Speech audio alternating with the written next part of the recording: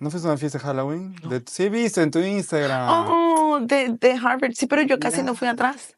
Los de Education School no fueron. ¿No? No, son re aburridos. Really? Who are re aburridos los de Education School, right? Sí. Oh, ok, comenzamos pues, ¿no? Bueno, comencemos. Entonces, like, Presenta. we're Okay. here. We're here with. Ya la cagué. We're here. No, se va a editar. Sí, Se va a pero editar. I'm gonna edítalo bien. edit it. Sí, Like, we pero can lo do editas. English and Spanish, but Lo it's editas like bien, por Spanglish favor. kind of type. So we're here with my friend Maria. Maria is born in Colombia. No, sí, se va a editar. Se va a editar. Por Sí, eso. Pero entonces, bien editado. Bueno, colombiana de nacimiento, but raised in the U.S. after the year 6 years old? How old? No, 11. 11, so I would say she's more like American than Colombian right now. Ouch. Because you are like, or more years in the U.S. and you've been raised in the U.S., right? High school, but your Colombian roots are still ingrained in, Very and heavy, that's great. So basically, I just wanna. Technically, I'm international student still. I am international, not technically. I am international student F1 visa. For people that are international students, we have F1 visa. J1 is kind of a different type, and the other type of students, but or fellows. But F1 specifically because I am F1. Okay. You are already like a citizen because your parents. However, I come from a developing country or in South America, Peru, and I have encountered many differences when I moved here in 2015 in the fall, which was quite interesting for me because I knew English, but I didn't know how to live in the culture, but I learned a lot. And that's why I'm asking you. You're the first one. Yay. Because you're Latina, but you've been here more than me, and you already, have a life. Your life is here, and we're also in the same school at Harvard. Congrats! You just started at Harvard. I'm an alumni, and you're also a first generation. I'm a first gen student. First gen student, which now I know what it is. I wouldn't say I am because my dad went to university. Yeah. But my mom says I didn't go. But yeah, I don't think I would be first gen technically. But just as international student is fine. And I want to ask you, you're from Colombia. Where in Colombia? Like near which big city? I'm from Bogota. So Bogota. Yeah, I'm from the and big you still main have city. A house there? We don't, not anymore. No, we sold it. My grandfather sold it. I want to say like almost 10 years ago now. But it was built by him and everything. Oh yeah, so Bogota, great. And then you came here 11 years old, 12. Yeah, I came here in 2005. And then you started middle school, high school. Right away. And then after high school? After high school, I went to Fitchburg State for my undergrad. And then now I'm here. And what was your undergrad? My undergrad was in early childhood education. Oh, okay, early childhood education. And then you were working as a teacher. Then I was working as a teacher, and now I'm getting my master's at Harvard. Great, Harvard. Everybody Harvard. No, I'm just kidding. It's just the name. Well, it depends. I don't know. Harvard College might be a little different, right? I don't know. I mean, I feel like the university's title, obviously, it has a huge impact in all of us. I mean, I think that's true. It's part of the reason why we go to these universities and why we strive to work so hard on them. And like, I would say, do you feel that it gives you some advantage that you say you're from Harvard? I definitely get a lot of wows. Oh, really? Yeah. I don't know if people are just surprised, but yeah. I mean, I wouldn't say advantages yet. I haven't gone into the work field with it yet to say that it's given me other kind of advantages. But so far, it's helped me meet a lot of different people and make some really cool connections that I don't think I would have made otherwise. Oh, that's good. I think in my case, I would saying that it's it's mostly about the opportunities that I have gotten. Networking wise, I don't know. I don't. Maybe a few doctors, people from our countries, but nothing yet. Nothing yet. Do you feel like it gives you any exposure to maybe different things that other universities wouldn't have exposed you to? Yeah, definitely meeting billionaires that are in the Forbes list that I met due to real estate conference. I met this guy that is number, I don't know, 300 in the Forbes, but he's like 5 billion, you know. I took a selfie with him. Well, It's that's like really with the nice. old white dude, the Well, real estate in mostly. the education field, we're not going to find any No, but millionaires. I went to the real estate conference at the Harvard Business School because I'm Yeah. interested in real estate that I want to Nice. develop, improve. But when I met him and he was a speaker, guest speaker, looked him up and yeah, he was like 5 billion Oh, and wow. took a selfie and I was like, damn, Wow. that was quite interesting. Anyways, but so when you started coming to in the US, what was your first impression when you arrived here? Or like, do you have any surprise about the people you see, about the food, about the weather? When I first got here, there was a lot of surprises. So first of all, the school year in Colombia is a little bit different. So school ends in November. Like the school year ends in November because then you go into like the holiday break, and then that's kind of like what signifies the new year. But here it's a different calendar because of the summer. So I got here in August 31st. So it was super hot, not middle of the summer, but like near the end of the summer. But everybody was already starting to start school again. And I got here and I didn't know any English. And I was put into school like right away, pretty much the next week after I arrived. So I think it was like the calendar itself was really weird. So like obviously being put in a place where you don't understand the language is very different in like how you relate to people. The weather took me by surprise because I didn't realize how you can fully feel the changes in the seasons. Like the summer is very like it has its own qualities, and the winter has its own qualities, and the fall has its own qualities. So like now there are things that I appreciate about Boston, but at the beginning I found them very strange because in Colombia it's not like that, or in Bogota it's not like that. And the food, definitely, I felt like the food was very different, Yeah, a little bland. for Yeah. American culture, I don't think they have food.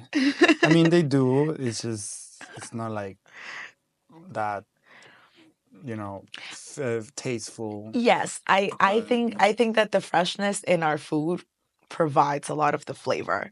So I think that like yeah, the food here changes a lot. And I think for me I could especially tell that because my family was still cooking like Colombian meals, Yeah. but they didn't taste like Colombian Oh, meals anymore. really? Yeah. I cook Peruvian, but I mean, I don't. It's different, but I guess I don't see much because But also you have to realize that you got here in 2015 yeah. and I got here in 2005. So in What's the 2000 difference? I feel like there has been a bigger influx in like the different varieties of food that you can find nowadays. Oh, okay. I know what you're The saying. different spices Yeah. that you can find, like a lot of things were not that predominantly available before. Like I feel like now my family can find anything. But when I first got here, like anyone that traveled to Colombia would come back with like a suitcase full of candy and full of like things that you can't find here. Oh, But yes. now like they're easily like now we can find just as much here as you can find in Colombia. So And yeah, food is important because a lot of international people come from other places and they're like, oh my gosh, I miss my food. But honestly, it depends. I've lived in Peru over 20 years, 25 years. So I don't miss Peruvian food. I'm more like I want to try new foods, like fair. Middle Eastern food, like Asian food, Indian food, Yeah. Chinese food. But that's what I'm trying to do now because I have friends from Peru. They're like, oh my gosh, no, let's go to this restaurant here, to Machu Picchu, this restaurant in this in Boston or the other. Like I miss like no, because I personally don't. I would prefer to go, no, let's go to this Thai, let's go Yeah. to this Greek place. But Peruvian, I'm sick. I wouldn't say I'm sick, but I can cook it myself. Yes. Doing better. Like last night I did arroz chaufa, which is Peruvian Chinese mix. Ooh, okay. It's called, well, translation will be fried rice, pero no Okay. es fried rice. It's, the fried rice is different Okay. because arroz chaufa, if you go to Peru and it's like mixed with Chinese fusion, because we have Yeah. Chinese immigrants in the 1970s, 80s, and we have Chinatown, and that's how the Chinese and Peruvian mix. And the chifa, so the chifa whole cuisine is Chinese Peruvian. So under the chifa, you have arroz chaufa, tipai high, like orange chicken, pero like Peruvian Chinese fusion, and that's really, really good. And everybody gets that with Inca Cola. You know Inca Cola? Yeah, no. Have you had it? No, you haven't had Inca Cola. I haven't had that much Peruvian food, apparently, because I haven't heard anything of what you're talking No, but chifa, the problem is that chifa, there is no here chifa. Okay. There is no way you will find chifa in the US, maybe in New Jersey, where it's Peruvian community, in Patterson, but not here. So that's why I will like say I like to cook myself and just eat it, and I don't miss Peruvian food. See, sometimes I feel like it depends on the people. I think food is helpful in bringing you back to your roots and in building connections. So like my family was very much like that. My family would cook Colombian meals every day at home, and then on the weekends we would go out to Colombian restaurants to eat more Colombian food. Why? That's a great question. You're cooking Colombian food and from Monday to Friday. Why you want to go like Saturday, Sunday to a Colombian restaurant, spending more money? I'm gonna bring you my family so you can interview them about that. Probably judge. I shouldn't be okay, but yeah, I mean, now I think I'm different, and I think that's one of the things that's very different about. I don't know if it's the American culture or like the culture here in Boston, because it is such a melting pot. Like you can find restaurants from different cultures very easily, and that means that you get to have and try out different foods very easily. And I guess for us living here for such a long time, like food isn't necessarily a connection piece to our home country anymore. It's a connection piece to other people. So like you go out to eat to different places, you try different cultures, you try different food. Whereas for like, I don't know, like my family, like to them, it was just like a little piece of home without having to be home, if that makes sense. Like they went to East Boston because they found community there. So it was like being able to go to a restaurant and like not have to worry about the menu, and being able to just say like, I want this and this and this, and make sure you don't add this, and having a rapport with the waitress and all of these things. I guess that happens with other people that comes from other countries like India, right? Like Lebanon, I don't know, or international students, just international people that they miss their food.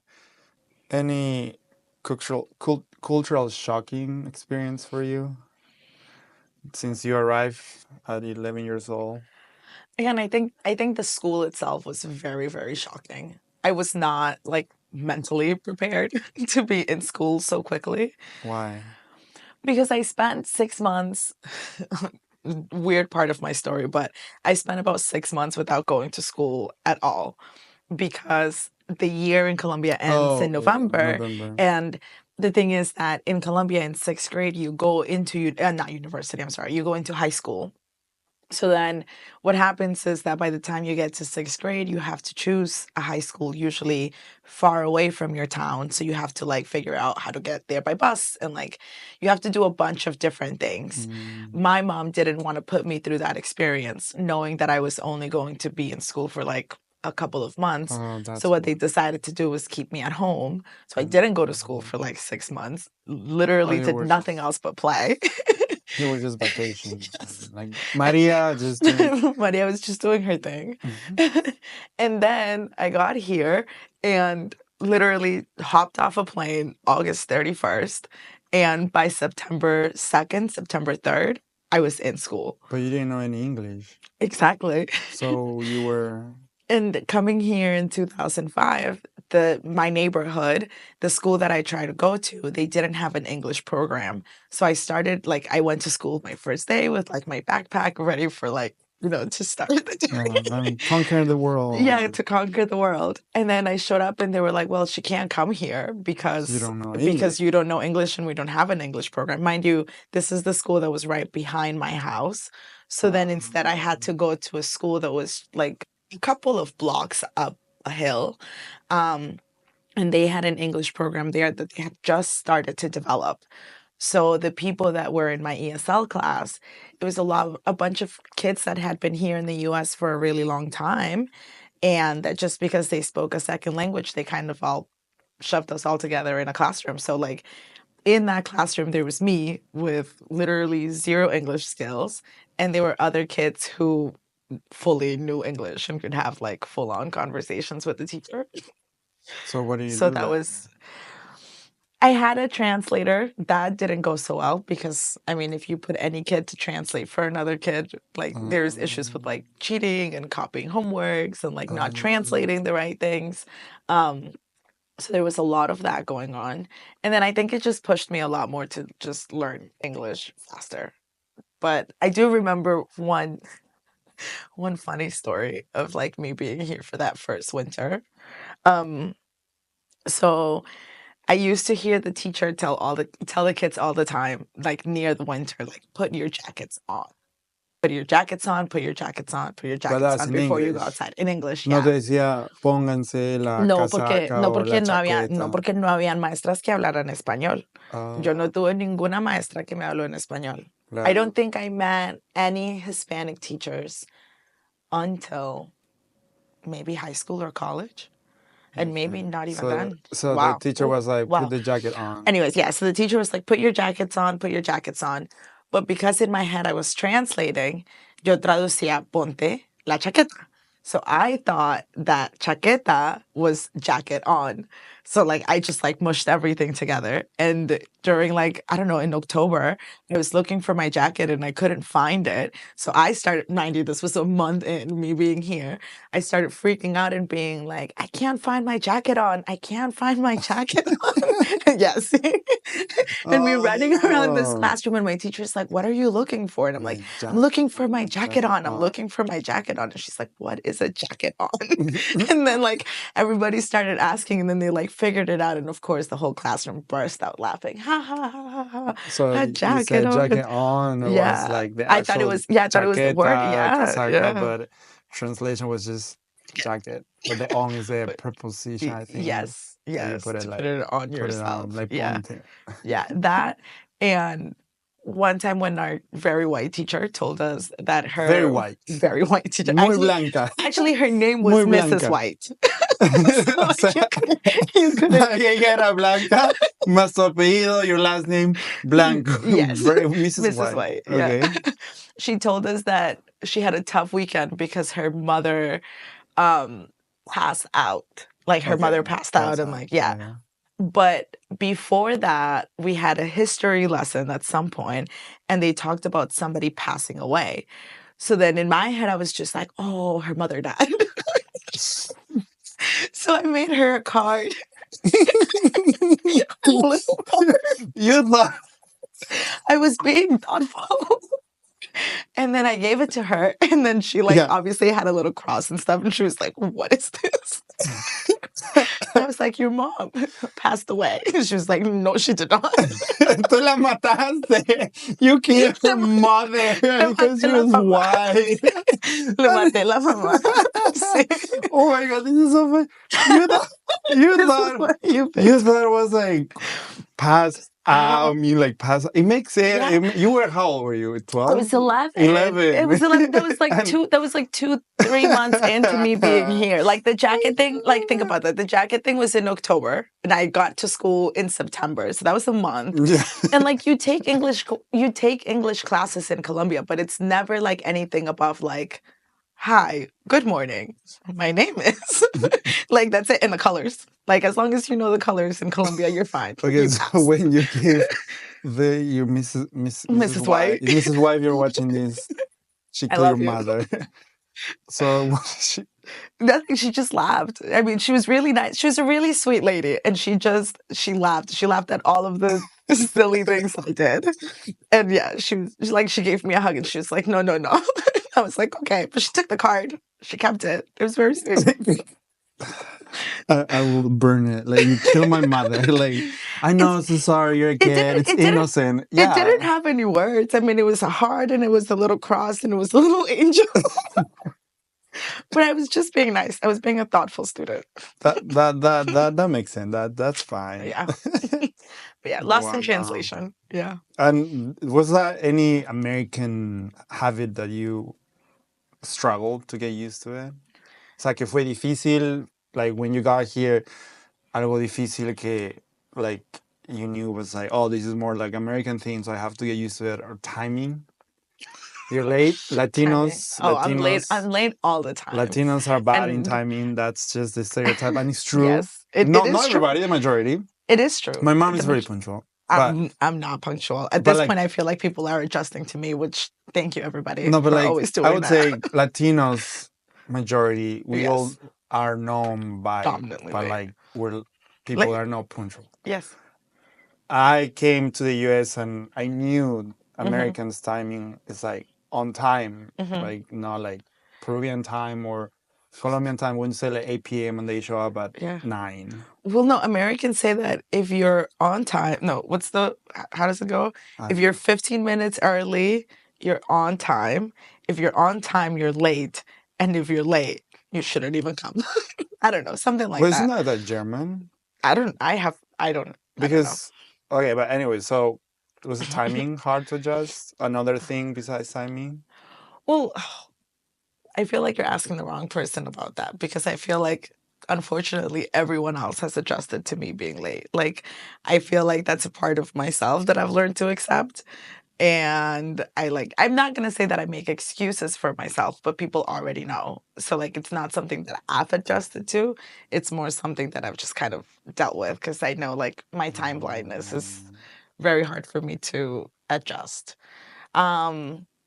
American things that were difficult for me to adjust, I don't know, but I think one of the things that was the funnest for me was the fact that I didn't have to wear a uniform anymore. Oh, yeah, the uniformes. So for people that don't know, uniforms are like for all mostly schools, public or private schools in Latin America, that you have to wear the same thing every day and everybody, and it has to be mandatory, and it has to be until you finish high school when you're 16 years old, and haircut. Yep. And in Colombia, it was no makeup. Your hair had to be tied. Your nails had to be done. Like, it was just a lot of things that once I got here, I was just like, I'm free. So I don't know. I kind of like that more. Really? Because it forms you. Well, first thing, you don't have to worry what's the outfit. That's true. Second, you have, and of course you have many spares of the same uniform to change, every day, because you sweat and you don't wash it every day. But it's also feel like it forms just a little bit more discipline. Other people would say, like, no, it's like a colonialism mandatory, like they're oppressing you, why you can just wear whatever you want. But that's also, like, you're kind of thinking of it in a privileged way of, like, I had enough of, like, I had multiples of them to be able to change. There are kids that don't have multiple uniforms. Like, sometimes I have two things. I had like 2 pants, 2 bottom shirts, and 2 sweatshirts. In Colombia, they used to switch things. So it was one day you would wear your formal wear, which for us was like a skirt and like this like preppy sweater with like gold buttons and all of these things, with like the high socks and the shoes. And then 2 other days out of the week, you were supposed to come in like your gym clothes. Yeah. But it was just like sweatpants, but same thing, like part of the uniform. Yeah, we have the same. We have one day that. But we had kids in school who like didn't have multiples of things. So like they struggled having to like wash things. And it's not like here where there's like washers and dryers. It's like, you gotta sit there and wash, and then you gotta hang and dry. And then if not, you gotta put things behind the fridge so that they'll dry up quicker, so you can wear them again the next. That's a good point. Yeah, you're right. Okay, but okay, you're right. You're right in that part. I would say I agree mostly with the uniform, but it also looks nice. It does look nice. It does look nice. It's nice to have uniformity and things, but I will say that I very much enjoyed the freedom of just being able to be myself. and wear whatever I wanted to wear and be comfortable whenever I wanted to be comfortable. And do you think there was something that you feel is totally American about you that now, and then that your like now that your friends back in Colombia will be shocked to see it from you? Not shocked, but I think that a lot of people comment a lot on my accent, my Spanish accent. You don't have the accent anymore. I don't really have a Colombian accent. You don't know, but like you kind of had it at 11. So if you grew up, you'd have had it develop like they're like, pero Yeah. ¿cómo está? Bueno, but okay. my roommate so has an accent. She's Colombian. She's like, hola, Jancito, ¿cómo estás? I was like, oh, a ver, di. No, ¿Cómo es el the morning one? The morning one, like, buenos días. Oh, papá. no me vayas a decir como que te Karol digas, G, sí, no, Karol no, G. no, Papacito, like no, Karol G. Yeah, no, Karol no. G. Like, Okay. everybody knows Karol G. Yes, I wish I was Karol G. However, I am not. That's a misconception of Colombian people. I met Colombians. Yes, but not all of us Colombians have the same accent. No, of course. First, let's get that out there, off into the world, off into everyone's existence. Colombia is a place that has different regions, and different regions have different accents. Not everybody is going to come and tell you, "Ay, buenos días, pues, papacito." Like, that's not us. Did you see the but meme? see, those are people from Medellin. Mor, ¿qué más pues? ¿Cómo amaneció lo más bonito del mundo, ah? ¡Mua! Papacito. And yeah, those are people from Medellin. People from Cali will talk to you differently. People from Boyacá will talk to you differently. People from Bogotá will talk to you differently. And the thing is that with the Bogota accent, like it's not as strong as the Paisa accent. So it's easier, I think, to lose in a way because it's very like almost bland. But yeah, I think like being here for such a long time, watching a lot of like Mexican novelas with my mom, being around lots of different people, like I grew up in Everett, and Everett doesn't have a huge community of Colombians. So like I spend a lot of my time with like Brazilians and with, Salvadorians and people from other countries. So I think my accent in Spanish has just taken different forms. So like there are things that I will say now that sound like Mexican sayings rather than Colombian sayings. So yeah. Basically, I would say in Peru about the language, like Spanish, no? In Peru, like, yeah, todos español. However, but the regions are not, they're big, similar like Colombia. Colombia, Peru is kind of similar, but the Amazon part, they do have an accent. They do like, ay, ¿qué te pasa, mi amiga? Pero, ¿cómo está? Like, kind of like Más singing. costeño. No, más Amazonas, selva, like the jungle. Okay. Then I'm from Cusco, like, right, like the Andes, kind of like still. I don't notice, but people told me like they noticed my Peruvian Spanish accent compared with somebody from Lima, which I was like, I don't know, but actually, the person I was dating recently, she would always tell me like, no, cuando hablas con tu mamá, te sale tu acento cusqueño, and pero a mí solo me sale acento colombiano cuando digo groserías. ahí sí sueno bien colombiana. De resto, casi no. Y depende, si paso mucho tiempo con gente de Colombia, como que, no sé, como que mi cerebro se acuerda de más cosas y sale más. Pero si paso más tiempo con otra gente, me sale diferente. Me suena diferente, sí. Y cuando paso tiempo en Colombia, siempre el oh yeah es algo que es muy americano. Oh yeah. Pero entonces y uno añade el oh yeah en diferentes partes, pero eso en Colombia no se usa. Entonces siempre cuando uno va, siempre se burlan. Entonces no sé, siempre hace parte de ese kind of like diaspora where you don't feel like you're fully from one place or the other. Just, whenever I go to Colombia, it's like, oh, you're not Colombian enough anymore. And whenever I'm here, it's like, oh, well, you're not fully American enough just yet. Maybe in another 20 years. Well, it's because you left Colombia when you were like 11. So it's like, if I ask you about politics, you don't know. No. That's the thing. For me, okay, I kind of have I wouldn't have a problem, but I have like a ego, I guess, because when I'm Peruvian, but if I encounter people like, oh, my parents are, or my mom, my dad, but you're Peruvian heritage. You're not Peruvian. If I ask you who is the president, who is the prime minister, who's the president, they have no idea. What's the problem?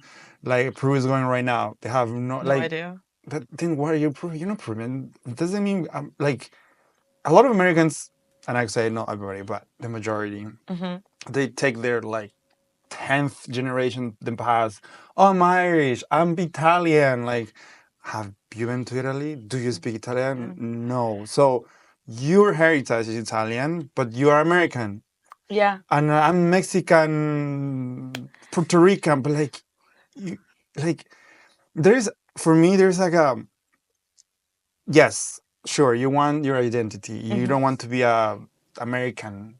You want to have no, I'm Puerto Rican, I'm Mexican. Yeah. But then, do you actually are? Because for Mexican people, not for everybody, I met other people that don't care, but Mexican people are like friends from my school or Harvard. They're like, yeah, Mexican, I work in the government.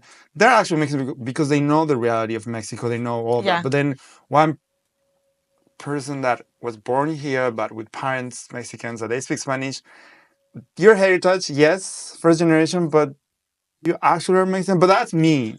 I get because my ego is kind of like, you call yourself Peruvian, but you have no idea what's happening in Peru. Yeah.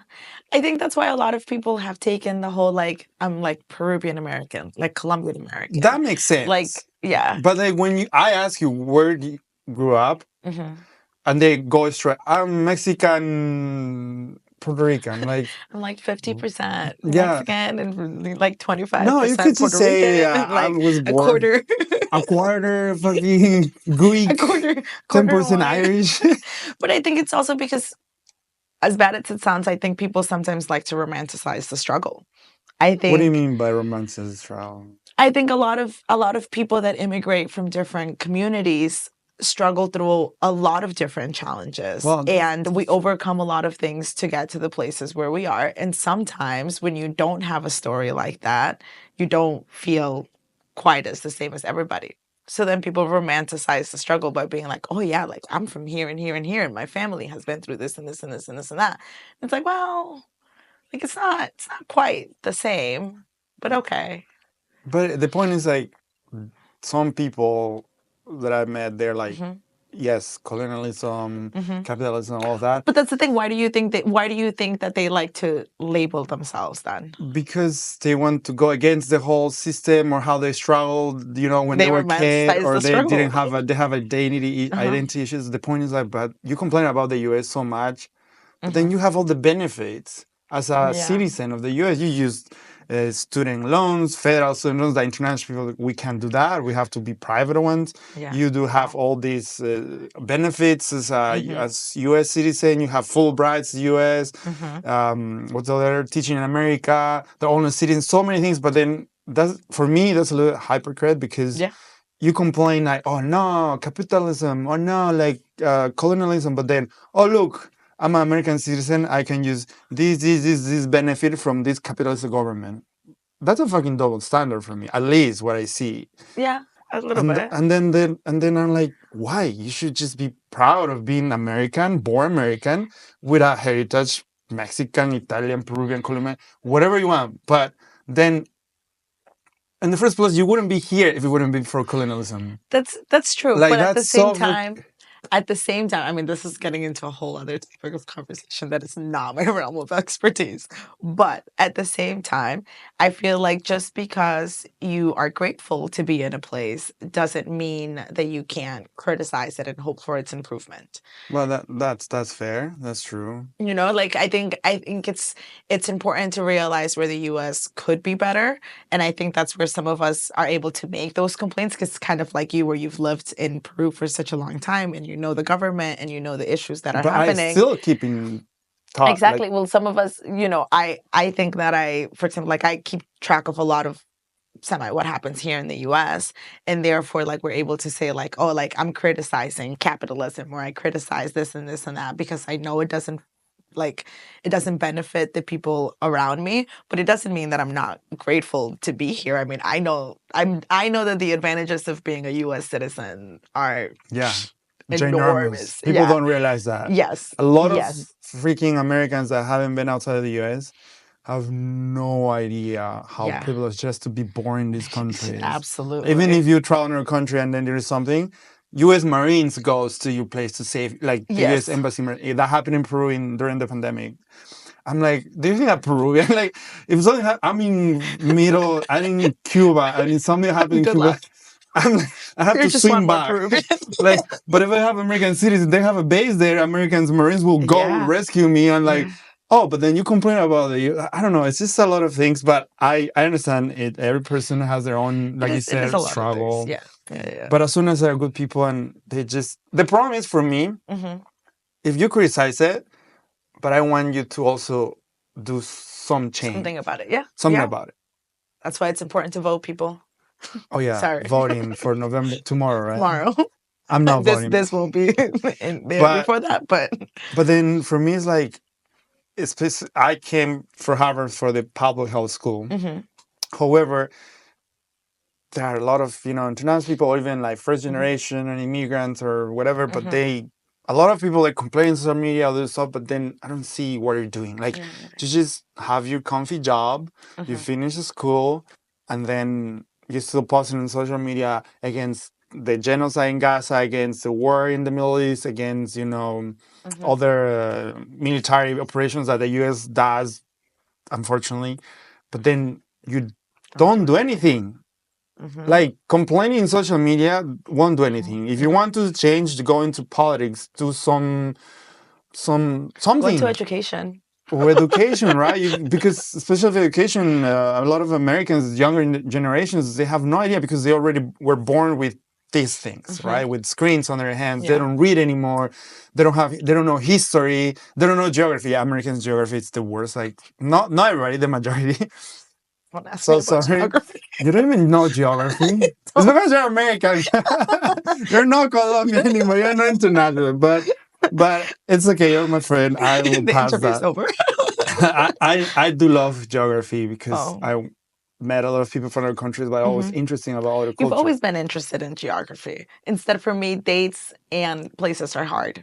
Like, dates and names are hard. So, like, remembering where, like, specific places and countries are, like, that's too much work for my little brain. Not even a little references. If I ask you, where is Turkey?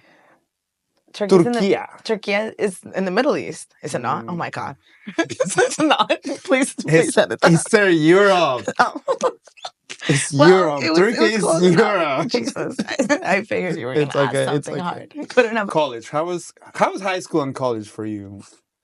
How was high school and college? As an immigrant. As an immigrant. Well, I think my experience in high school and college are very different from, like, regular American people. I think as an immigrant, you lack the support of your parents. Like, when I was in high school, I had classmates that had, like, dream schools and things that they wanted to go to. And, like, I knew I've always wanted to be a teacher. I knew I always wanted to be in the field of education. But I also didn't realize how, like, the high school system works here, or how, like, the college system works here. So, like, financial aid, applying to schools, like loans and all of those things, like, I had to figure all of that by myself. Like, there wasn't any help or anything like that.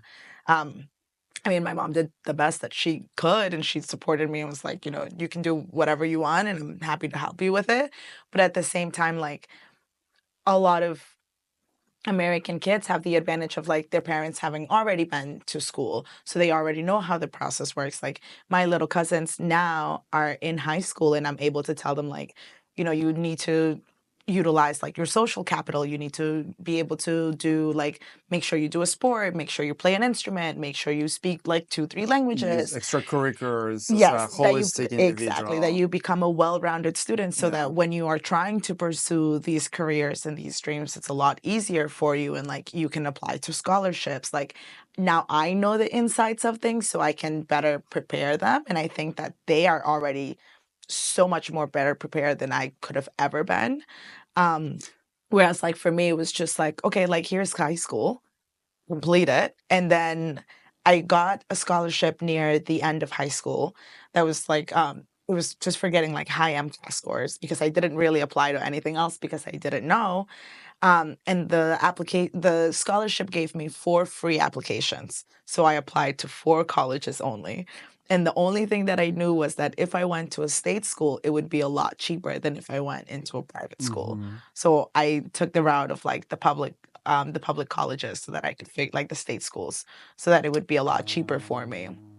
So yeah, so like I think my high school and college experience was very based off of like the resources that I had around me and what I knew. Whereas for other kids, it's very much like, oh, like so and so is my dream school and I can't wait to go there. And like I've already applied. And yeah, no. When I toured colleges, it was very, very strange. Were you alone? No, with your mom? So initially, my hope had been to go out of state. I didn't understand how out of state tuition worked. So me and my mom went to the college tours. And my mom, I'm an only child. Yeah. So my mom got super sad. So that was another like culture shock thing. Like here in the US, for American kids, people love when their kids go out of state. Yeah. People love when their kids leave the house. Like it's like this whole like emptiness. It's almost like the American expectation that once you graduate, you kind of leave school to go to college. Whereas for my mom, it was a huge shock. And she was just like, don't leave. No, mi hijita, te voy a extrañar. No, si me prometieron carro y todavía no me lo han dado. Wait, they bribe you. My mother bribe you. I will me. give you a car if you stay in Massachusetts. Yes. And she never gave me a car. Until this day, there has been no car. The car, I have a car because I bought it, but not because of her. Wow. Yeah. Okay, so you have now telling your little cousins about schools, and also I know through my job I work at Mass General, but I met a Guatemalan that works in a high school too, and he told me about immigrants, same as you, people, young kids coming on their parents. So now this is a good idea because I'm planning still to do some workshop about nutrition because you know, when you come from Colombia, Guatemala, Panama, El Salvador to the US, and then you encounter, okay, what about grocery stores for you? How was your first experience? Because I have experience about that. When I came here as a US, as a tourist first, I was older. But what about you when you went to Walmart, Costco? What was when you saw like these huge... as a kid, it's like being in a Disney World for food. I think that's the only way that I can kind of compare it to. I think in Colombia you have segmented shops where it's like, you know, like you go, vas a la carnicería por carne, vas a la panadería por el pan, vas a la, ay, ya no me acuerdo. Verduras, verdulería, o donde venden vegetales. Vas al mercado. For vegetables, verduras. Exactamente. Yeah. Vas al mercado por las verduras y vas a otros lados por tus cosas esenciales. Y pues los mercados ya son más pequeñitos y pues tienes tienditas a cada rato.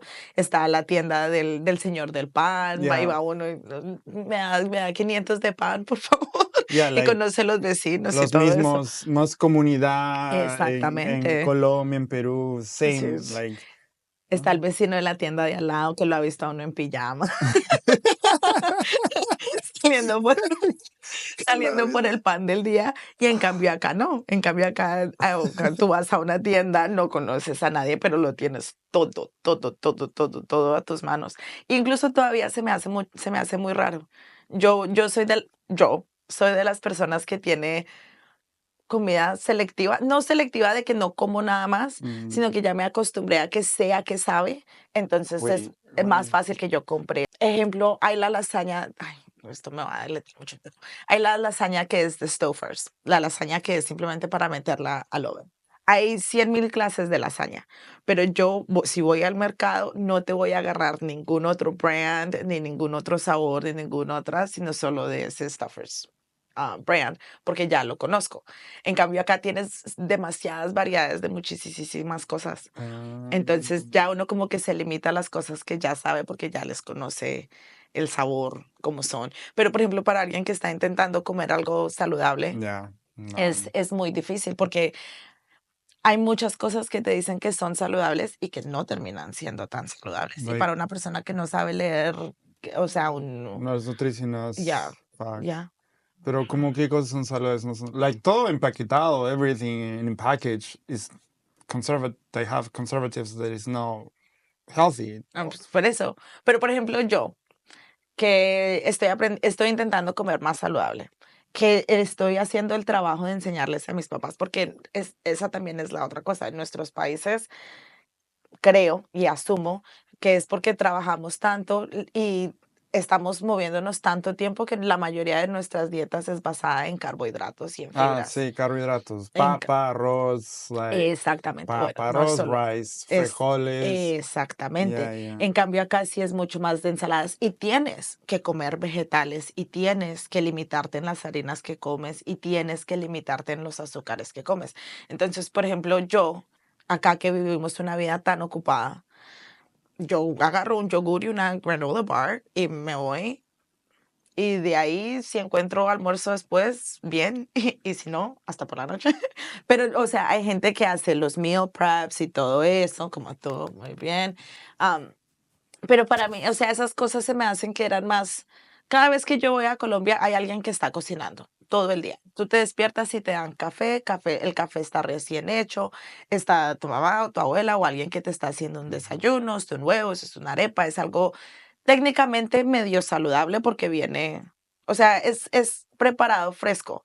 En cambio, cuando tú vives acá, vives en una vida muy acelerada, no tienes tiempo para nada. Entonces es más probable que agarres comida empacada. Ya, pero ahí va el problema, pues. Sí, tú estás ocupada, yo también, todos. Pero que vamos a lo que me acabaste de preguntar. Todas las comidas que vienen empaquetadas son unhealthy.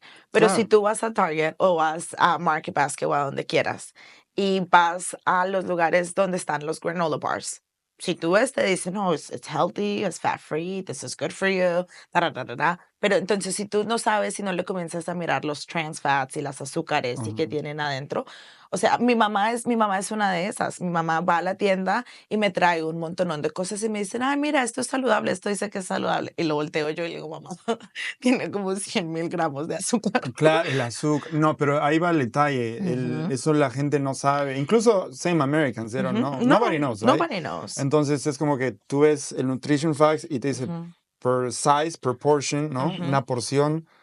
Y ahí te dice la cantidad en gramos. O una rebanada, ¿no? Te dice, por uno tienes todo eso. Y el azúcar, pues, acá en Estados Unidos es, pues, y de ahí, porque comes 2 de 3 de eso y ya triplicaste el nivel límite de azúcar por día que varón o mujer tenemos, pues, ¿no? Porque por día mujer tiene solo 28 gramos de azúcar máximo. Imagínate. Y el varón tiene 36, 32, no me acuerdo. Imagínate.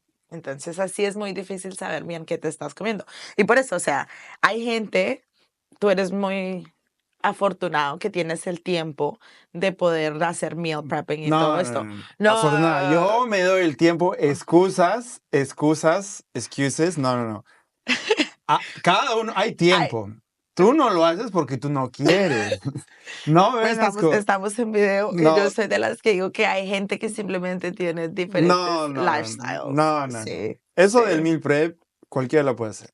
cualquiera lo Otra puede cosa hacer. que te dé flojera, you're No. lazy, you're too busy, I have homework. I was in school at Harvard School of Health y hacía mi meal prep todos los domingos. Me levantaba a 7, 8 de la mañana, ya comprado el sábado o el domingo compro like the groceries y de ahí preparo y ya 2 horas y media máximo. Ok, pero listo. Tú vives solo. No, Con roommates. roommates. Ok, vives con roommates y tú te tienes que cocinar para ti mismo, ¿cierto? Claro. Ok. Habemos hispanos que vivimos con nuestras familias. Entonces, ¿quién cocina en la casa todos los días? Las mamás. Pero dile, mamá, no me hagas comida, yo me hago lo que Tú sabes, ¿Tú sabes cuántas veces yo no le he dicho a mi mamá que no quiero que me cocine más? Pero Es como si yo la matara. Es como si le pusiera un dagger en el corazón. Ha comenzado a cocinar más vegetales, porque la vez pasada le dije que ya no necesitaba que me cocinara porque yo iba o a comprar ensaladas, o a hacer meal prepping, o a hacer cosas. No, mamita, ¿cómo se va a poner a hacer eso? no, No, ¿cómo? Yo cocino. no, es Entonces que tú ahora, eres la engreída. no, yo No, no no. soy Y tú te engreída. dejas. No, no se puede. Déjalo. Es que es a dagger on her chest, on No, her mira, heart. ok, No, mira, pero no, no. no, ¿Y por que qué lo le puedes puse, decir? Me que lo lo puedes puse, decir. que lo puse hasta en Instagram. La vez cuando fue, mi mamá está de viaje, en este momento está en El Salvador paseando con su amiga y yo estoy con mi papá. ¿Cuándo fue? El viernes, no, el jueves, le dije que me iba para la universidad y que yo en la universidad almorzaba. Iba a comerme una ensalada, iba a comerme algo healthy. Se paró de una vez y me dijo, ¿estás segura? No, yo te cocino algo. Digo, bueno, ya voy de salida. ¿A qué hora se tiene que ir? Le dije, pues tengo media hora, 45 minutos. Me voy a ir temprano y alcanzo a almorzar. No, no te preocupes, ya. Y con esas se paró y me hizo desayuno. ¿Qué te hizo pues Me, desayuno? me hizo huevitos. ¿Qué más?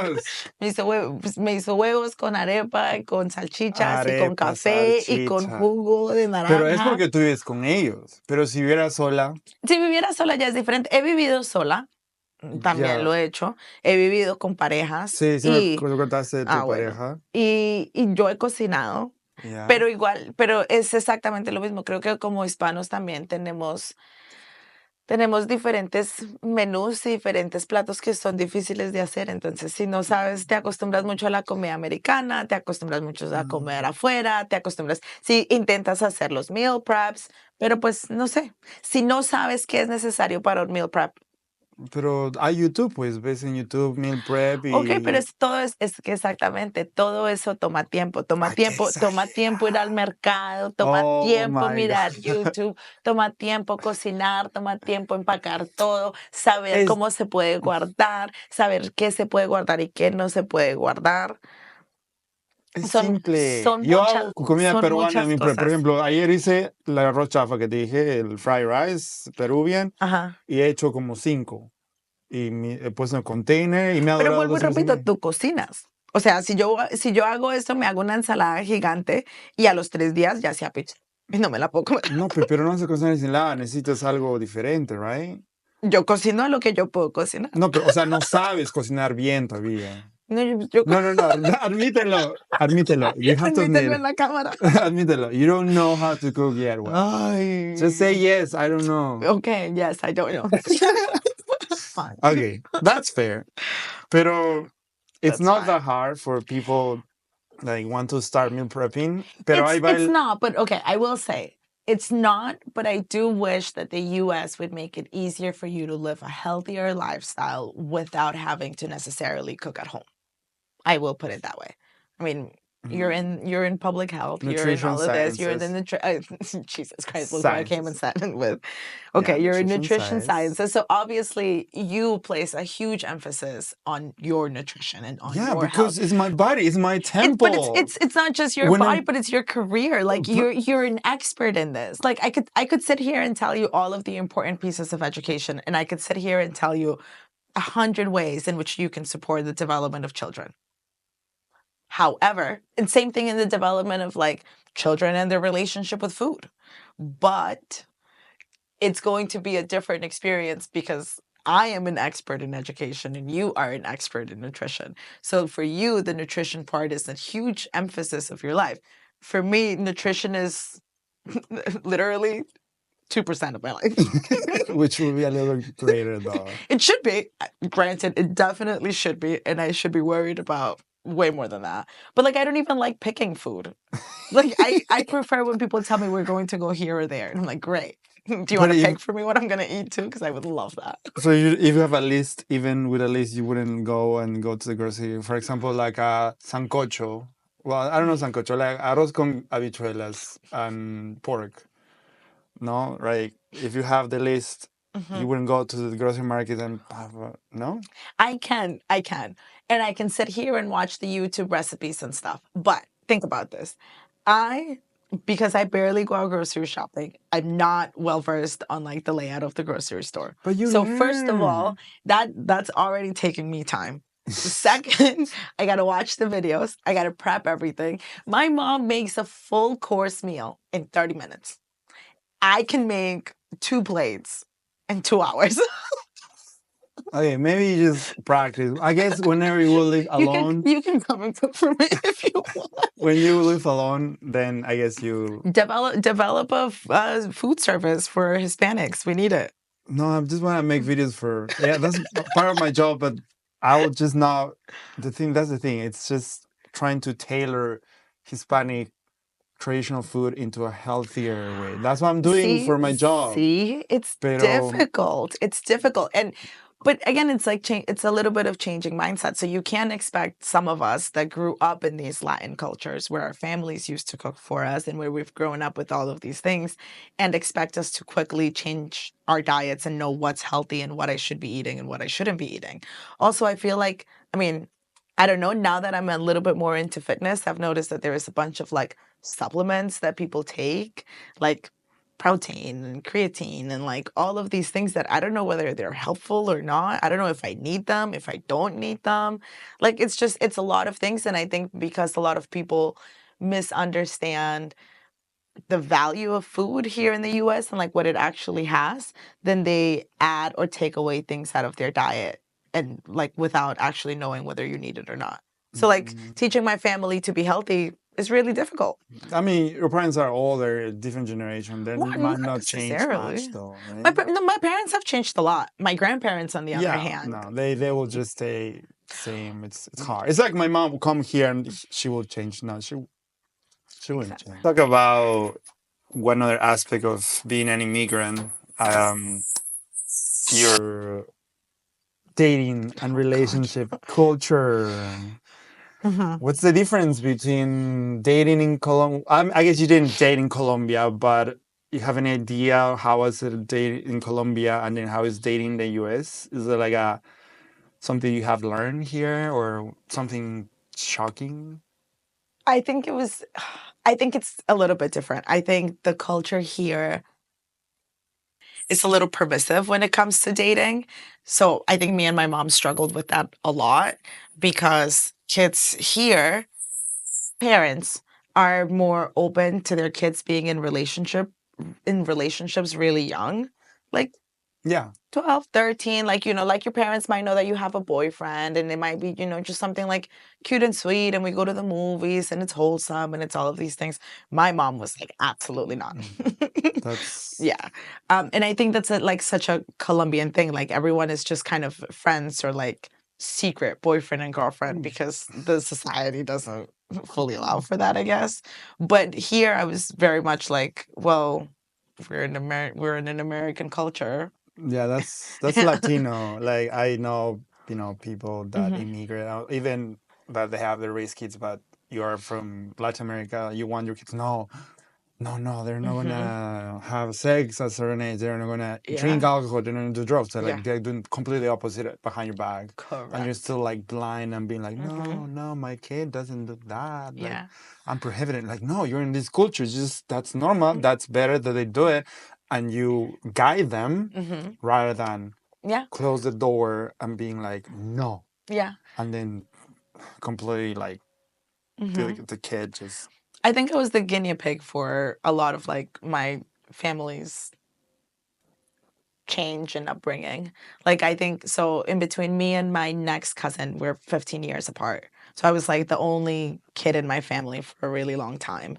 My mom was also a single mom initially, so there were a lot of things that she did based on like her own circumstances, but also like fed by a lot of the rest of like my extended family's views and like the way that they did it in Colombia, their expectations around dating. Now my aunt, which funny enough is my mom's older sister, has a daughter who's 15. Ooh, and 15. And she used to be really, really strict with me about like the things that I could do and couldn't do. And she wanted me kind of to maintain very much like a Colombian mindset, but eventually she kind of started giving it away. And now that she has her kid, it's a completely different thing. Like she dates, she has a boyfriend, the boyfriend has come home. Like, yeah, like a lot of things, like in a very Americanized way. Like, I didn't do any sports because my mom just didn't kind of have the time to be able to make sure that, she could take me to practices and things like that.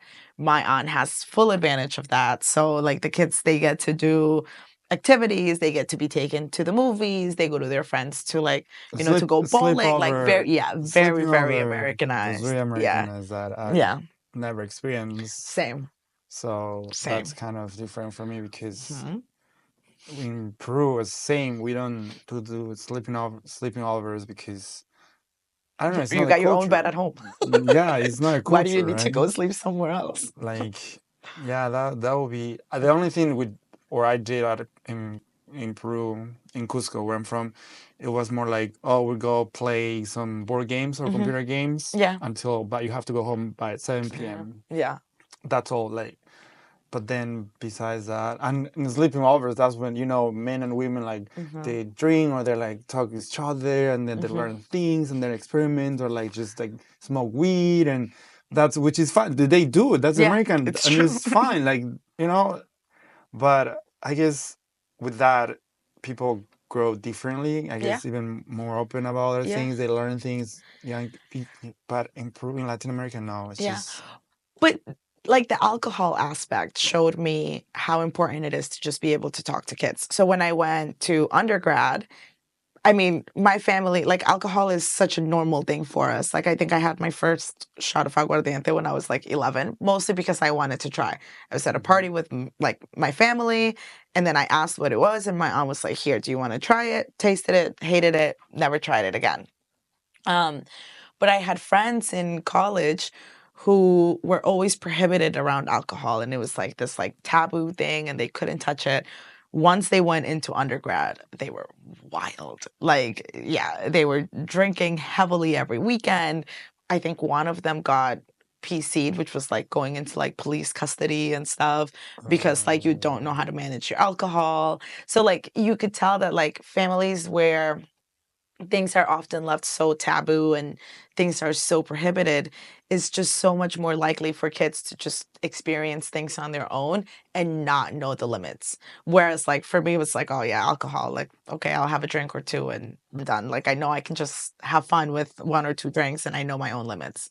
So instead, they are very much like experimenting without the barriers that their own parents set in for them. So it just creates a lot of freedom without guidance.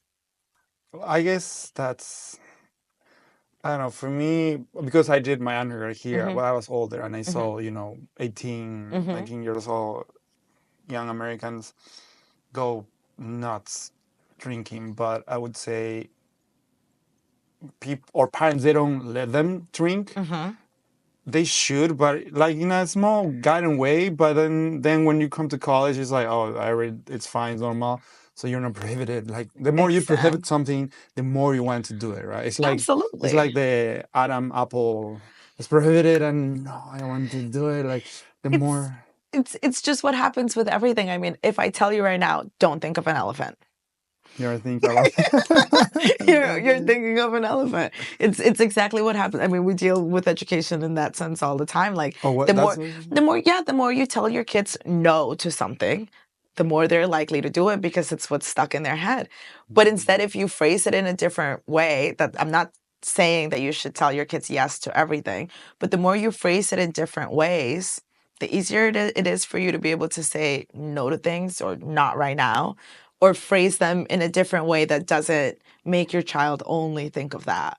Like you can make children think of the response that you want them to have, pretty much. So that was mostly when you did undergrad, and then your mom struggled with you dating people. But then when was your first boyfriend? And have you dated American or just more Latino background? But at the beginning, when you were younger, not now. So my first dating experience was an African American. I don't think I've dated any white males. Why? Why? Oof. That's a really good question. I don't necessarily know. I don't really find them as, like, I'm not particularly attracted to the culture. I think also, like, I feel like a lot of our cultures would clash. And while I do see that like a lot of white people are more accepting and adaptable to cultures, like I feel like they always want to come in and, take part of things. Like I don't know, I feel like I'd struggle. Like I don't want to have to teach somebody Spanish. I don't want to have to teach somebody how to dance. I don't want to have to teach somebody about my culture or the way that we do things differently. Whereas like when somebody it's from any other kind of culture, there are similarities that you can be like, oh yeah, like your food is different, my food is different. Like, oh, these are your dances, these are my dances. Like it's just like you can find points of commonality. Whereas like when they're from an American culture, it's just a very, very American culture, and it's just that. So it's really, really hard. So, but like this person, this African American, he was like already knew about Latino culture, or what kind of that you? Yeah, I think he knew a lot about Latino culture. His friends were very diverse, and that's what I've always appreciated in people. Like I like people that have diverse group of friends. Like I don't actually like Latinos that only hang out with Latinos either. Like I feel like you need to be able to have some sort of knowledge of how the world because works. I feel like and you said about people. The kind of similarities. I mean, I've dated white people. I dated like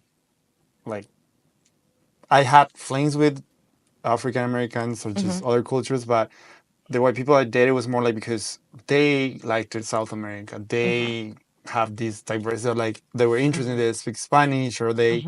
So that was kind of thing was brought me into that because if it would be some other white person that just never knew about South America, Peru, or travel outside. Yeah. It's a big like, okay, no, you're cool. You could be gorgeous, but that's all. It's superficial. It's not the same. Yeah, that's right. The similarities. You are from, I don't know, from other country, and that's your country culture. Yeah, and we get along. That's great, like or. There has to be some similarity, or even that you went to Peru, you lived there for 2 years, and oh, cool, then you know already, so I can be more familiar and be like, okay, you know this, you're already that. So, you also dance salsa or bachata. That's a huge thing for me that I was also like, okay, no. Also, like as a Latina and as a Colombian Latina, I think sometimes there is this perception of like tokenism in relationships. Like people want to date you because of your culture, not necessarily because of who you are. Who does that? Well, people sometimes want to date you because, like, oh, like I want to date myself a spicy Latina, and it's like, Or like, like I would love to date a Colombian, and it's like, but is it really because you're hoping I'll call you papacito, or because you actually like it? Because you actually like every morning? Oh, buenos días, papacito. There are so many TikToks about that, and I love it because now there are TikToks of girls from Bogota being like, "You think I'm gonna call you papacito, but I'm gonna call you this." I don't use TikTok, but I know we're talking. About. Yeah, I've seen the reels on Instagram. So then, how old were you when you dated him? I was 15. And then technically I dated a Brazilian guy before that. And then I dated someone from El Salvador. And I think my experiences since then have been all like some sort of Latino. Yeah.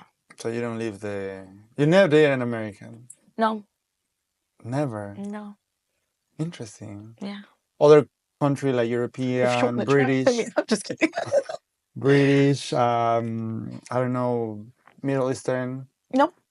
No? Middle Eastern are like really pretty. Yeah. I've never dated. I had a flame, but it was just really... I mean, I haven't made my tour around the world just yet. No, it's not saying... No, it's not that. I'm out here collecting. No, it's not that. It's just the happens. No, I'm kidding. No, I know. Yeah, no, I don't know. I mean, it's not because I haven't necessarily wanted to. I just think that I haven't had the opportunity yet. Connect or somebody. Friends? Yeah. I mean, I have friends that are from different places. Yeah, but no, not dated. Or not even a fling. Not dated. No, not even a fling. No, my flings have been mostly Hispanic men. And do you some have sort of another? So you have a stereotype, kind of type of a man? A type of a man. Or you just don't have. No, I'm more of a personality person. And I think that's where a lot of the culture thing comes in. I like people who are servicing, and I like people who are kind, and I like people who are adaptable to circumstances and environments and things. So if you are someone who is very stuck in your ways, whether you're Hispanic or American or whatever, like it would be really hard for me to connect with you anyways, because if you're not able to have like a flexible mindset, like it's just it's not for me. Yeah. But same thing, exactly. Same thing, like I want somebody that's emotionally mature. Sometimes you can't find that in the Hispanic community, or sometimes you can't find that in it's different. Not or everywhere. just because you're white doesn't mean that you're instantly like emotionally available. Like, it doesn't have to be, I don't know, it's not necessarily based on stereotypes, but I will say that my culture plays a huge part into who I date. Like, I think I want my aunts have married outside of our culture, so outside of the Colombian culture, and their husbands don't speak Spanish, and then I've noticed that it's really hard for them to connect with my grandparents. We mentioned about your type and how you see most men. Do you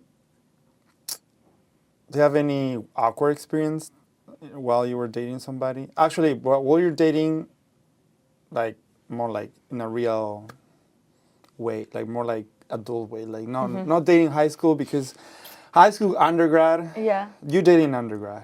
Yeah. Well, like.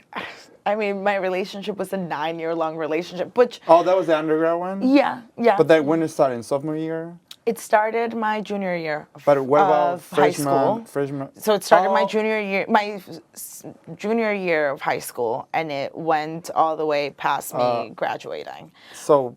But I also think like my culture definitely defined that a lot. Like in my head, I thought that I had to fill out all of these expectations and like be married and have kids and do all of these things. And then I didn't. So I don't. What do you mean, like expectation that came from Colombia or your parents? I think a lot of Hispanic cultures. I don't think my mom a little bit. She's not. I think I've made the work of talking to her about certain things and like my own personal beliefs and the way that I want to lead my life. But I do think that the Hispanic culture is definitely one that's like, once you get to 30, then te dejó el tren. Te dejó el tren. Te dejó el tren, no te has casado, no tienes hijos, ya a los 30 ya es tarde. Cada vez que voy a Colombia, no me dicen cosas para hacerme sentir mal, pero pues siempre preguntan, ay, el novio, y esto y lo otro. ¿Y el anillo? ¿Y para Exactamente. cuándo? Entonces, no es por juzgar a mi mamá, pero por ejemplo, mi mamá hace poquito me hizo un comentario. Y que no lo dijo de mala manera, pero ella siempre me dice, es que yo quiero verte realizada. Y yo, pues, soy la primera en la familia de ir a la universidad. Estoy haciendo masters, tengo carrera buena, tengo carro. Vivo con mis papás ahorita porque me beneficia y porque así pasaron las cosas. Pero pues mi goal es después de la universidad también irme a vivir sola. Entonces son todas esas cosas que yo digo, a mí eso me hace sentir una persona realizada. Exactamente. No necesito una pareja para sentirme realizada. No necesito tener hijos para sentirme realizada. Y la verdad es que los 30, chicas, los 30 es muy joven. La mayoría de personas, y lo sé porque trabajo en educación, la mayoría de personas y familias tienen hijos a los 36, 38 y son de los niños que son a veces hasta mejores cuidados. No, like, it's not to offend anybody that's not a teen parent, but like you had kids in your 20s. But people that have kids in their 30s have a better stability. Like they've traveled, they have careers, they found their partner, like they're not going through divorces. Like it's not something that you did out of a rush. Like you've had the chance to like really, really think about it. So yeah, I think it creates a semi-happier life. Not to discredit anybody that didn't do it that way. But I also don't think that females need to have such a huge pressure on the fact that you get to your 30s and you're not there yet. Like personally, I'm enjoying my career, and I like that a lot. And you can travel. I can travel, yeah. I can travel. I can do a lot of things that friends who are married and have kids cannot. Oh yeah, because I remember you just turned 30, no? Yeah, And turned 30 in February. Went to Just past your 30. Yeah, I went to your Pisces. My super party. Yeah, I Which was a remember your wild party. party. It was quite the wild party. It was a wild party. It was fun though. It was fun. It was really fun. It was, and that's the thing. Like, being single in my 30s means that I can do a lot of things. But also it means because you're really happy with yourself. Yes. Right. Like you don't have any emotional emptiness from your childhood. You don't have any. Maybe everybody has stuff, trauma and everything, but in that aspect, you're like, no, I can be alone. I don't. I'm not a fear of being alone. No. I'm not afraid that I don't have anybody. You're completely fine with that, and that's great because that shows that in that aspect. That's why. That's great. And then, have you ever had a bad experience dating here in the U.S.? In what sense? In a general sense. In a general sense, a bad dating experience. Or where was this person from? Like which country? Déjame pensarlo. No, I mean, I really haven't had terrible dating experiences. I mean, I've been really lucky that the people I've met have been nice. Mm-hmm. Obviously, I think that relationships end and there are different, like, fundamentals that people don't necessarily always agree in. But yeah, no, I think everybody that I've met has been generally nice. Actually. Actually, who? There's this person that No, I didn't have a bad dating experience, but I remember I went on a date once with a guy who all he did was talk about his ex. So and I kind of gave him therapy. Well, no, I gave him therapy and then I was just like, you know what? I feel like you should really go back and talk to her. So we ended the day by me being like, honestly, yeah, like reach out and like tell her this and this and this and this and like see if things get better. Good luck. I think that happened to me once when a girlfriend I had 10 years ago. That I didn't go on a date, but I was talking with a lot of women about blah, blah, blah, blah. And then it was in a party. I actually met a girl from Georgia, the country. I know your geography is not bueno. No. Pero Georgia, the country, for people that don't know, it's a eastern country in Eastern Europe. Okay. Right underneath Russia, like near Russia, but it's Georgia, and the capital is Tbilisi. Okay. It was former USSR, like former Soviet Union. And I met somebody. I was the first Georgian I met ever because it's hard to meet people from Georgia. So I was like, she was really, really pretty, short hair, like. No green guy, no white, like just, you know. If you're watching, John is single. At the moment, yeah, at the moment. And then it's like Georgian, like a whole different thing, you know? Like and then she has a specific features, and her accent, English, and beautiful, and like the hair. Then at the moment, I guess, now I know that at the moment she was kind of echándome los perros, like what you say in Colombia, like flirting. Yeah. But I was so caught up with my ex. I was like, oh my gosh, my ex was like that. And she always will come to this party because this party that we met, it was my friend's Chris party. I don't know if you met my friend Chris. No, you haven't yet. It was in DC. It was his party with his roommates, and she came, and I was there talking with her, and then telling her like, oh yeah, because you know this is my ex could be here, blah, blah, blah, blah. So I wasn't like, it was just bad. It was just like, I was younger, so I was 23, 24, I think. It was too young. So, but now I feel like you need to get over or move on and just heal your past. You need to limit yourself to the conversations you have with people. It depends also. Not every conversation is for everyone. Yeah, it depends. You know, if you know, you hit up with this person, a guy or girl, a man or a woman, then you know. But if you're not interested, you just can also, you don't also share stuff, right? But also if you're hung up on your ex, don't go on dates. Yeah, exactly. If you're hung up, I feel like that's the bare minimum. Yeah. If you're still strung up on someone, don't go out on any more just dates. don't do any. Yes. Just heal, Yeah. prioritize yourself, Yeah, figure deal it with your own out, shit. And then, figure out your yeah. emotional whatever traumas and why you. Yeah, but that's just. On one important topic, have you ever encountered racism here in the U.S. as an immigrant Colombian in any, like in your whole time in the U.S.? In my whole time in the U.S., I think that there are a lot of hidden connotations in the things that some people might have said and some people do. I think Colombia deals a lot more with colorism, so I think I dealt a lot more with that in Colombia than I do here. I think the experiences of Black folks here are completely different than my own, so I can't really speak on that.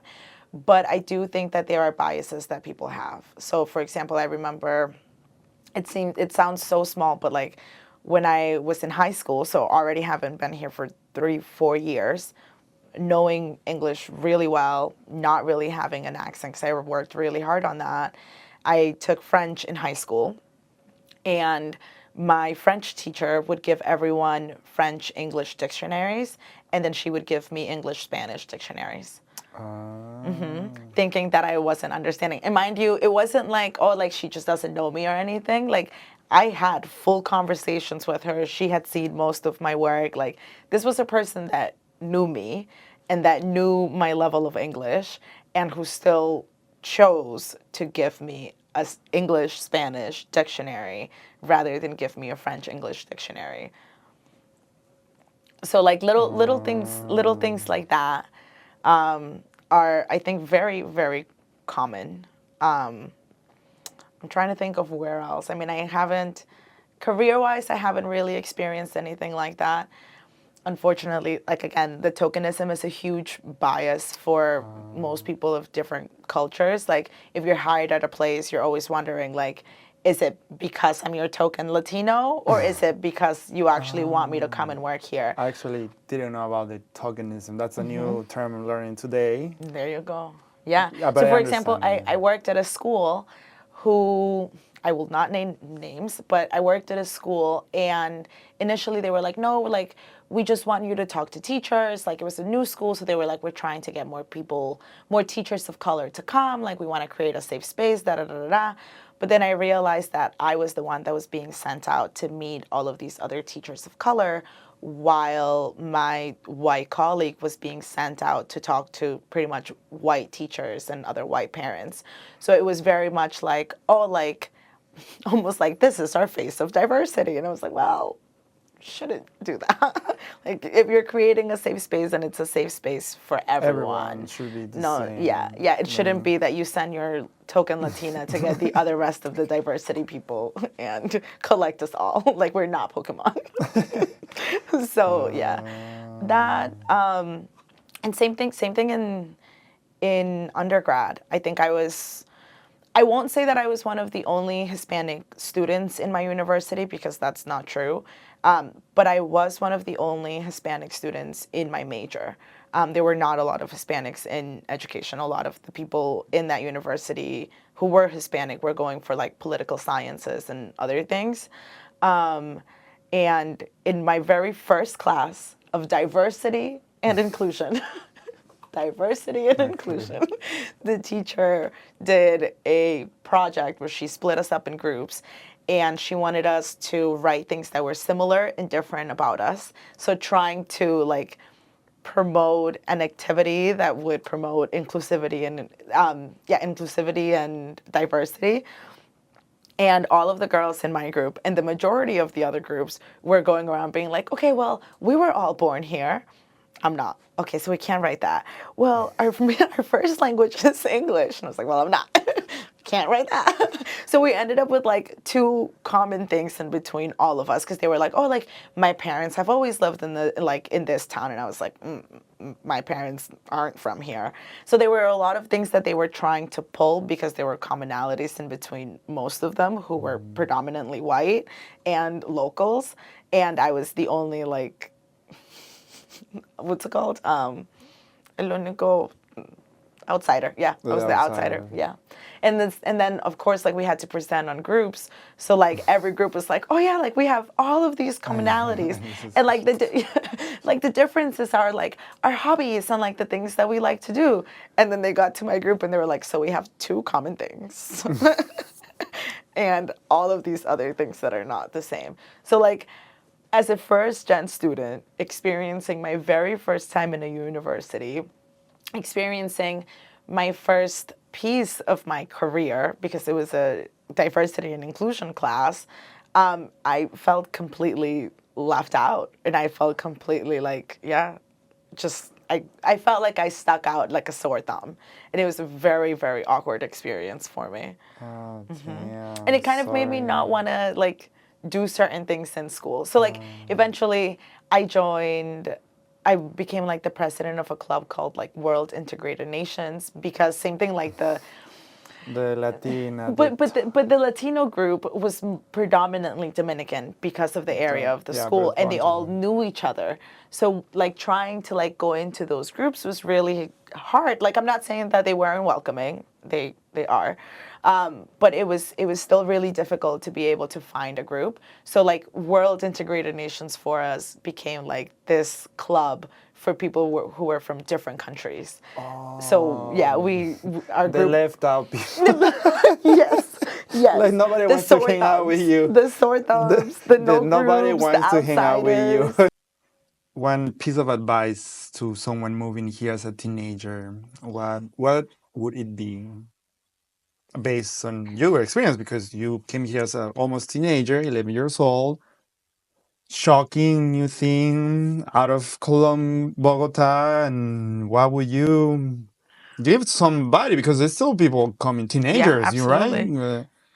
I would say take advantage. Take advantage of any opportunity that you can get. I think our countries don't force us to ask so much for help, where the American culture works very much based off of networking and asking for help, knowing how to be vulnerable and say, like, can you help me with this? Or, like, can we meet out for coffee and do this and this and that? O sea, en otras palabras, preguntar, pedir ayuda. Pedir ayuda, sí. De la manera más buena, normal, inocente, porque no sabes, no entiendes. Exactamente. Y claro, y como vienes inmigrante de otro país, te da como que un poco de vergüenza y decir, el miedo. Sí, y que en nuestros países siempre nos enseñan a ser muy fuertes. Entonces, pedir ayuda es sinónimo de debilidad. De debilidad, de no poder. Y en cambio acá no es así. Como decimos en Colombia, el que no chilla, no mama. Entonces, claro, si tú no pides, no te dan las cosas. Si tú no preguntas, las cosas no vienen a ti. No puedes... A mí, cuando entré acá a Harvard, me dijeron, no vengas y hagas así, porque no te van a dar las oportunidades. Tú tienes que venir acá y hacer así. Tienes que agarrar todo, mejor dicho, pide office hours, pide ayuda, pide tutores, pide lo que necesitas para que te puedan ayudar. Entonces, lo mismo, si vienes acá y se te dificulta el inglés, encuentra tu comunidad hispana y busca lugares donde te enseñan inglés. Que se te dificulta encontrar trabajo, conecta con gente, pregunta sobre trabajos, pregunta sobre conexiones. Que quieres validar tu carrera o quieres hacer diferentes cosas que hacías en tu país, llega, pregunta, haz conexiones. Si no puedes hacer conexiones con gente americana, haz conexiones con gente latina. La gente latina que lleva acá muchísimos años, también conocemos una persona u otra y nuestras conexiones de pronto pueden que no sean tan grandes y tan fuertes nombradas como las de los americanos, claro. Pero entre comunidades nos sabemos ayudar. Las comunidades hispanas se ayudan mucho y creo que hay mucha gente que se pierde de oportunidades simplemente por el miedo a preguntar. Y eso es porque uno viene de otro país y está de miedo. Y yo entiendo porque yo, claro, bueno, ya estaba ya 2-3 años en Estados Unidos y conocí a alguien de otro país, ¿no? De Cabo Verde, Cape Verde, que es un país, by the way. Sí. en el west of Africa, ahí cerca de España. O gente de Haití o gente que yo conocía Y no, le decía, no, pero tienes que preguntar, o vas a hacer, le tienes que preguntar. Es esa forma que yo ya también aprendí, ¿no? Porque al comienzo yo no preguntaba mucho porque decía, no, lo tengo que resolver yo mismo, pero de ahí tenía que escuchar a otras personas en mi universidad y ahí aprendía, y bueno, y todo eso, eso es verdad, ese es el temor que, no quiero preguntar, no te quiero incomodar, y eso uno tiene que ya, como el inmigrante, deshacerse de eso, like, you have to just forget about it and be like, no. Y lo que me preguntabas de los beneficios de estar, por ejemplo, acá en Harvard, yo creo que cuando yo fui a la universidad de undergrad, a mí en ningún momento me dijeron que había como un hidden curriculum. No me dijeron que yo tenía que ir a office hours, no había nadie así que me empujaba a decir, hey, tienes que pedirle ayuda a tus maestros. Yo eso lo veía como signos de debilidad, de que si no puedo en clase, yo misma es la que tengo que hacer las cosas. En cambio, aquí en Harvard sí nos han enseñado mucho de que, o sea, los profesores están acá para ayudarte. No te estamos diciendo que si quieres ir a office hours, tienes que ir a office hours. Te esperamos, es parte de tu ayuda, es parte de lo que es necesario. Entonces sí, hay muchos beneficios grandes en preguntar, en pedir ayuda y en ser vulnerable. ¿Y what has been the biggest lesson from being a first generation college student and immigrant? College student and immigrant too. What was the biggest lesson you could say now to people that are in same shoes as you or It's people hard. that are immigrating? It's hard. But how hard? Like It's hard, but it is very, very rewarding. Like you can't go into it thinking that it's going to be easy because we are a very small group. We are a very small group of people who immigrated, who have made it to university, who have gone above what our parents have been able to do. My parents sometimes don't understand the experience of being in college. They don't understand when I say I'm busy with something or I need to focus or I need full silence because I can't concentrate. They don't understand what it means to pull an all-nighter or why I might leave home really early to go and get work done or why I have like 3-4 different jobs. My peers don't understand that I still have to work to afford my lifestyle and pay for myself because I don't have family money that's going to support me. You know, so there is a lot of things to it. Figuring out college applications, figuring out all of these things. Like there is nobody there to help you. So I'm not going to tell you that it's easy because it's not. But I think it is very, very rewarding. So I think the lesson of it is if you want it bad, do it. yeah. Like it's going to be challenging, it's going to be hard, but it's rewarding. Yeah. True. And do you feel home here now? Or what does a home mean to you after all these experiences? I think home to me now means that it like home to me is where I'm happy.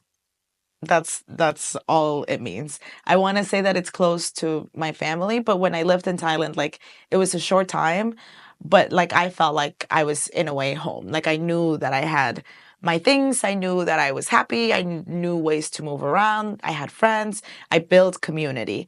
I think for a lot of people that immigrate, a sense of community and a sense of home is really difficult because you are not always near your parents and near the things that you know. So I think for me, like home just means safety and happiness. But for now, Boston is home. I think for me, especially like career wise, it's where I want to be.